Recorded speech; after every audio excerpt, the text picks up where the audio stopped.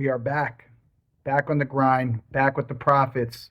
2-1 last night. This is the money line grind. I am Dane. Going back to the quality picks, and we'll go over our two wins and our one loss, and then we got some more picks for you. I hope you're enjoying March Madness. I'm contemplating putting out some picks for that. I went 1-0 last night. I did have Colorado State minus 2.5. I should have shared that, but I really just want to enjoy it, and I don't want to do too much research into it because I'll drive myself crazy. That's why it's called March Madness. You think you know who's going to win, but no one really knows, and that's what the great thing is.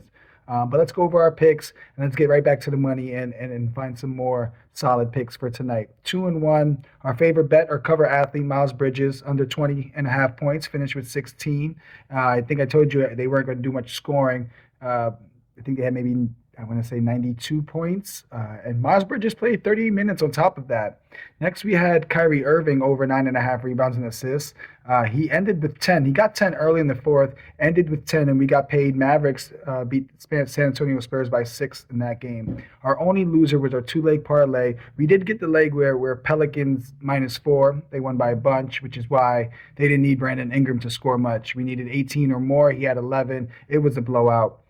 That was my one fear. If you remember yesterday's video, I did say that right off the top. As long as this is not a blowout, I think we're good. I was wrong there. But let's get to our three picks. I'm starting off with the claw. I'm trying to finish this month strong. It's been a little rocky. We haven't lost much, but we haven't won much. So I'm going with some guys every day to close out this month that I know can bring us some money. But Kawhi Leonard, over 24.5 points in Portland, -119 on Caesars. A rare Caesars bet here. Clippers with 2 days of rest after losing a tough one to the Hawks at home. Kawhi Leonard averaging 26 points over his last three, going over 24 points in two of those three. And the two games versus the Blazers this season, he's had 34 points in December. Then he also had 23 points in October. Blazers allow the ninth most free throw attempts in their last five, and Kawhi Leonard is a very aggressive player, in my opinion. He just doesn't look aggressive, but if you watch him play, he's attacking the basket. He's trying to score. And on top of that, he's probably their strongest physically perimeter player. Recently, he shot 9 out of 10 free throws in his last game. In the game before that, 6 out of 6. In fact, in the 34-point game against the same team, against the Blazers, he went 9 for 9 in that game as well. I like this because I like the number one option, being aggressive against a team who is not very good and they foul a lot. So hopefully we get some freebies there. Kawhi Leonard should get his 25, bearing it's not a blowout, which I don't think so because it'll be in Portland. Second pick, I'm taking Jalen Duren over 24.5 points plus rebounds -115 on DraftKings. They're playing against the Pacers, but they'll be playing in Detroit. Pistons coming home after playing in Boston, which we all know is probably the toughest place to play this season. Pistons have the second fastest pace in the last 5 games, while the Pacers second fastest pace this season. In Durant's 2 games this season versus the Pacers, he had 28 PR in February and 26 points and rebounds against them in November. So that's 2 for 2 this season. However, both those games were on the road. He's at home now. This pick just checks a lot of boxes for me. I think the fast tempo and being at home just really increases his opportunities tonight. And we're getting, I don't know why my voice sounded like that. And we're getting to the third pick.